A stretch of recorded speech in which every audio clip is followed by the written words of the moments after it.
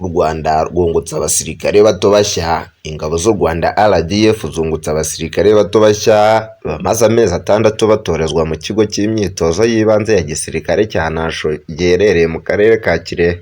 Uyu muhango wabaye kuri iki cyumweru uyoborwa n'umugaba mukuru w'ingabo z'u Rwanda General Mubaraka Muganga. Itangazo rya RDF rigaragaza ko muri uyu muhango abasoje imyitozo n'amahugurwa bagaragaje ubumenyi mu byo bigishijwe birimo tekinike zitandukanye za gisirikare, uko bita ku ntwaro ndetse n'umurava mu nshingano.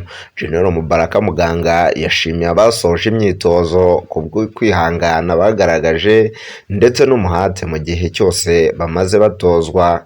Yabahaye ikaze mu muryango mugari wa RDF, abasaba gukoresha ubumenyi bahawe mu kurinda ubusugire bw'u Rwanda n'abaturage barwo.